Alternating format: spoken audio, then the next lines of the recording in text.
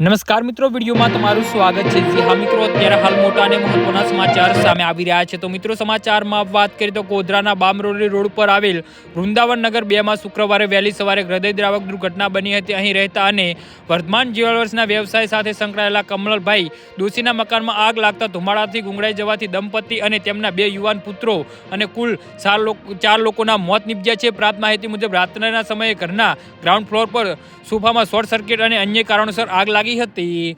જી હા મિત્રો, મકાને ચારે તરફથી કાચથી પેક હોવાના કારણે આગનો ઝેરી ધુમાડો બહાર નીકળી શક્યો ન હતો અને ઘરમાં જ ફેલાઈ ગયો હતો। નિંદ્રાધીન પરિવારને જાગવાની તક મળે તે પહેલા શ્વાસ રૂંધાઈ જવાથી તેમનું મોત થઈ ગયું હતું। ઘટનાની કરુણતા એ છે કે પરિવારના મોટા પુત્ર દેવની સગાઈ હતી। આખો પરિવાર સવારે સગાઈ માટે વ્યાપી જવા નીકળવાનો હતો તે પહેલા જ આ દુર્ઘટના સર્જાતા પરિવારનો માળો વિખરાઈ ગયો હતો। એક સાથે 4 અર્થીઓ ઉડતા સમગ્ર વિસ્તારમાં શોકનું મોજું ફરી વળ્યું છે।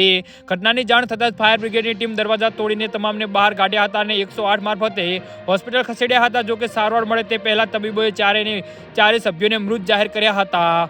જી હા મિત્રો, તો આના વિશે તમારું શું કહેવું છે તો નીચે અમારી કમેન્ટ બોક્સમાં જરૂરથી જણાવજો અને અમારી યુટ્યુબ ચેનલને સબસ્ક્રાઇબ કરવાની ભૂલતા નહીં। ધન્યવાદ।